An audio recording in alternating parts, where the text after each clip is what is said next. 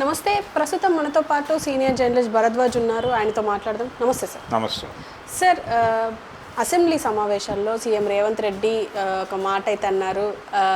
YouTube channel అడ్డం పెట్టుకొని ఇష్టం వచ్చినట్టు మాట్లాడుతుంటే నడవదు, తోడుకలు తీస్తామన్నట్టుగా ఆయన ధోరణి ఉంది. దీన్ని ఎలా చూడొచ్చు అంటారు? అండ్ ఇంకా కొనసాగుతాయంటారా అరెస్టులు?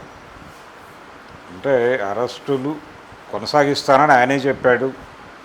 పైగా గుడ్డలు ఉడదీస్తానన్నాడు. ఇంకా చాలా మాట్లాడేశాడు ఆయన. ఇప్పుడు ఆయన మాట్లాడిన మాటలు మాట్లాడితే మళ్ళీ ఆయన ఇబ్బంది పడేటువంటి ప్రమాదం ఉండొచ్చు. అందుకని అంటే తను మేం చేసేది శృంగారం అన్న పద్ధతిలో వ్యవహరిస్తున్నాడు ఆయన. ఆయన అసెంబ్లీలో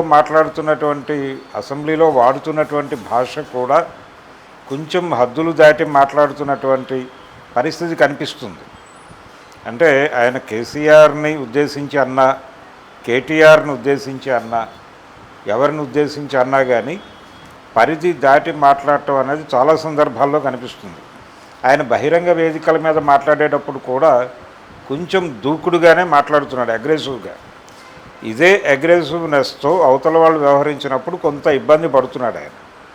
అంటే మనం చేసేది విమర్శ, అవతల వాళ్ళు చేసేది కువిమర్శ అన్నట్టుగా వెళ్తున్నాడు.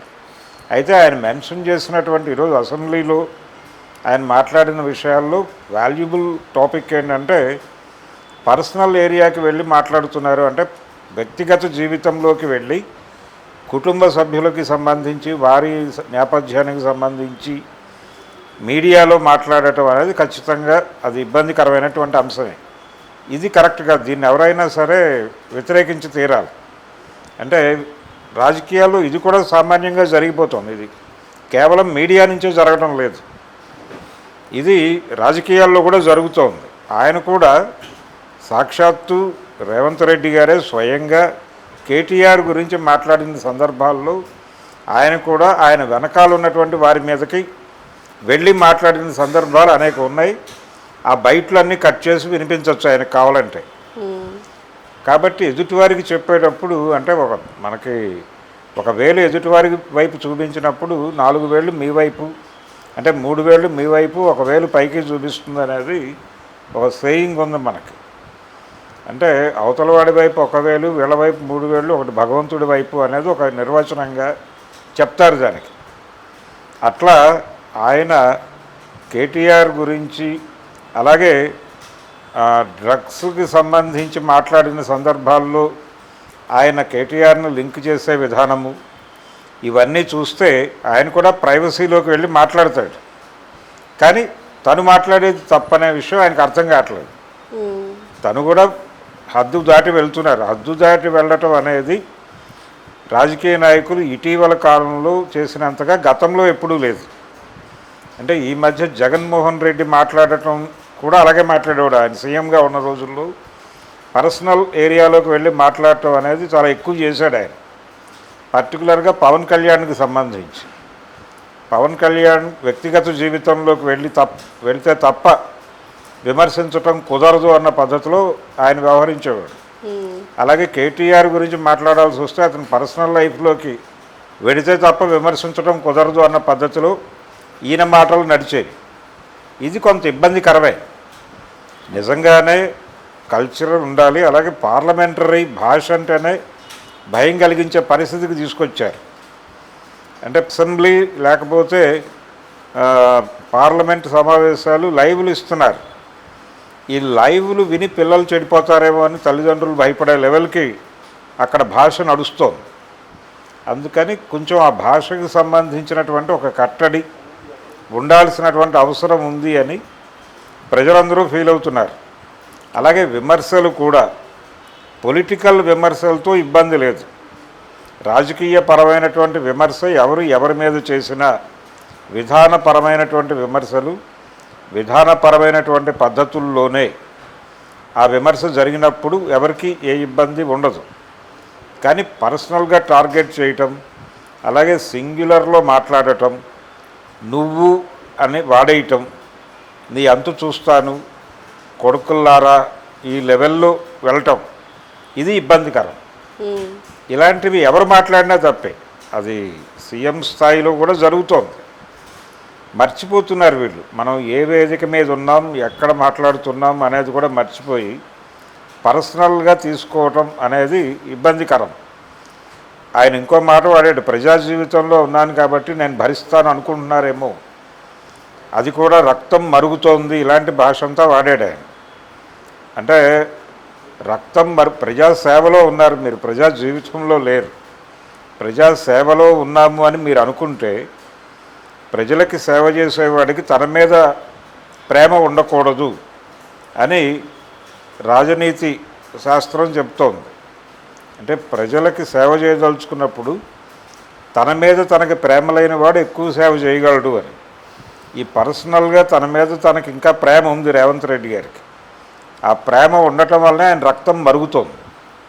రక్తం మరగటం ఆగిపోవాలి, ఆగిపోతే ఆయన నిజమైన ప్రజాసేవకుడిగా మారతాడు. అది గుర్తించాలి ఆయన.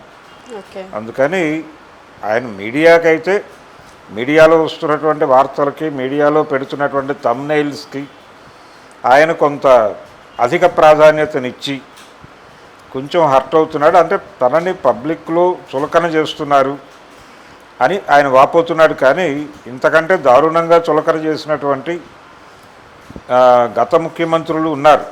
అంటే ఒక దశలో అంజయ్ గారి గురించి చాలా దారుణమైన జోకులు సర్క్యులేట్ అయ్యేవి. ఆయన దృష్టికి కూడా వెళ్ళేవి కానీ ఆయన పట్టించుకునేవాడు కాదు. అలాగే ఎన్టీఆర్ని రెడిక్యూల్ చేస్తూ రకరకాల కార్టూన్స్ వేసేవారు. ఆయన కూడా ఒక్కసారి ఆయన శ్రీధర్ని ఒకసారి పిలవండి, మాట్లాడాలనుకుంటున్నాను అన్నాడు ఆయన. అంటే ఇక నుంచి భిన్నమైనటువంటి ఎన్టీఆర్ని చూస్తారు అని ఆయన అసెంబ్లీలో ఒక ప్రకటన చేశాడు.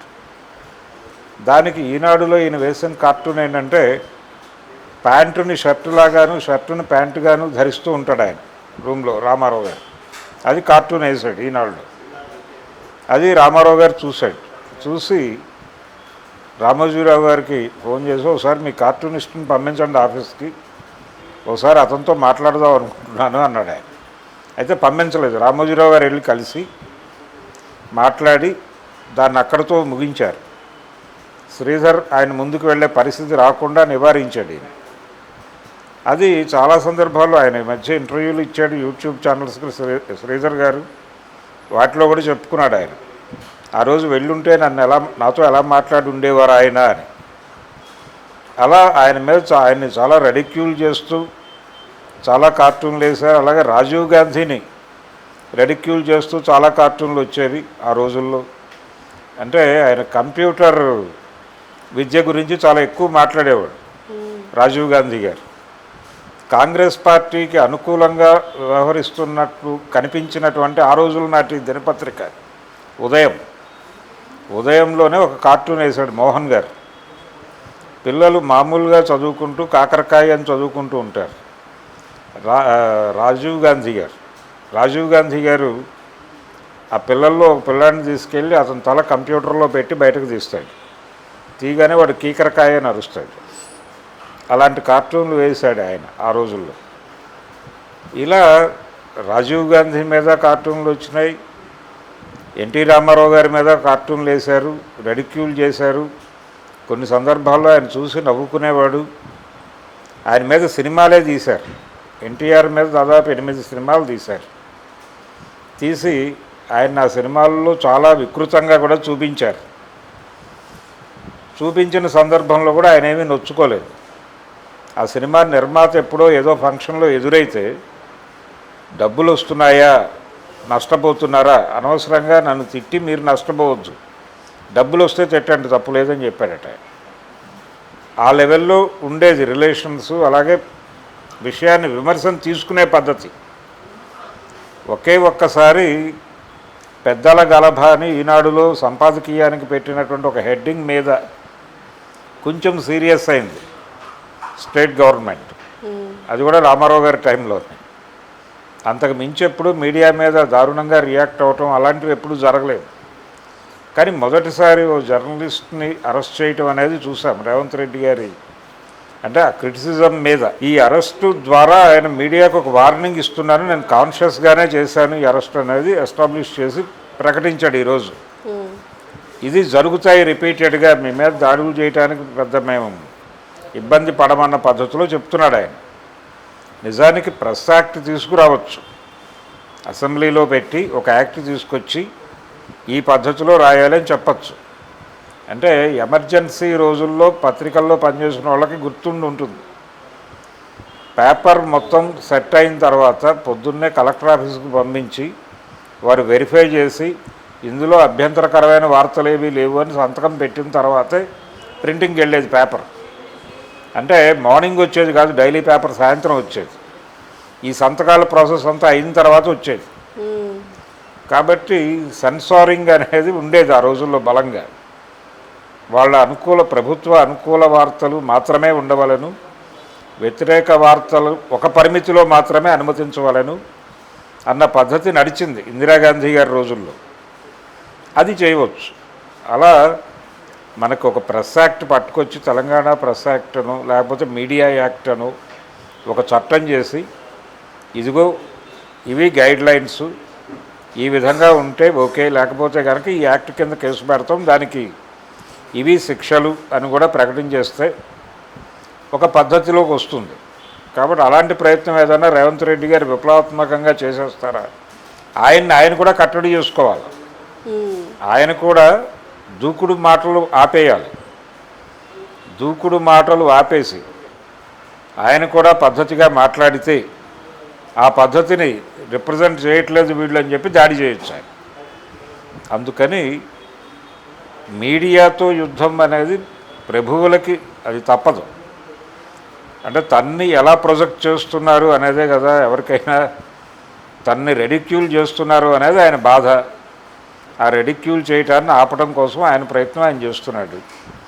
ఇది మీడియా స్వేచ్ఛని హరించేలాగా కూడా వెళ్ళొచ్చు. ఆ వెళ్ళిన సందర్భాల్లో ఇటు నుంచి కూడా నిరసన జ్వాలలు మొదలైతాయి. అంటే కాంగ్రెస్ పార్టీ ప్రతి ఆర్గనైజేషన్కి కూడా ఒక సోషల్ మీడియా సైన్యం ఉంటుంది. ఈ సోషల్ మీడియా సైన్యం ప్రసార మాధ్యమాలలోకి జొరబడి వాళ్ళు ట్రోల్ చేయటము, ఈ వ్యవహారాలన్నీ చూస్తున్నాం మనం. ప్రతి పార్టీకి ఉన్నారు, బీజేపీకి ఉన్నారు. అంటే రాహుల్ గాంధీని పప్పు అని ప్రమోట్ చేయడానికి వాళ్ళు కొన్ని కోట్లు ఖర్చు పెట్టారు బీజేపీ నుంచి. అలాగే జగన్మోహన్ రెడ్డి లోకేష్ని పప్పు అని చెప్పి జనాల్లోకి పంపు చేయడానికి ఆయన డబ్బులు ఖర్చు పెట్టాడు ట్రోల్ సైన్యం మీద. జగన్ దుర్మార్గుడు అనేది ప్రచారం చేయడానికి ట్రోల్ సైన్యం మీద చంద్రబాబు నాయుడు గారు కూడా బాగా భారీగా ఖర్చు పెట్టాడు, విస్పరింగ్ క్యాంపెయిన్. ఈ గుసగుసల ప్రచారం చేయడానికి ప్రతి పార్టీకి ట్రోల్ సైన్యం ఉంటుంది. ఇదంతా పెయిడ్ సైన్యమే ఆయన అన్నట్టుగా. ఆయన ఆ మాట వాడాడు, వీళ్ళందరూ పెయిడ్ సైన్యము అన్నాడు. ఆ పెయిడ్ సైన్యాలు ఉన్నమాట వాస్తవమే. అవి కేవలం బీఆర్ఎస్కి మాత్రమే లేవు, అన్ని పార్టీలకి ఉన్నాయి. అన్ని పార్టీల వైపు నుంచి నడుస్తున్నటువంటి ట్రోల్స్ చూస్తే ఈ విషయం అర్థమవుతుంది. అందుకని రేవంత్ రెడ్డి గారు ఇంకొంచెం సమగ్రంగా ఆలోచించి ఒక చట్టపరమైనటువంటి ఒక విధానాన్ని రూపొందిస్తే ఎవరికి అభ్యంతరాలు ఉండవు. అది చేయటం బెటర్. అది చేసేసి ఇంకా ఎవరి గురించి రాస్తే మేము ఊరుకోము అని సెన్సారింగ్ కూడా పెట్టండి. మీడియాకి సెన్సార్ పెట్టేసి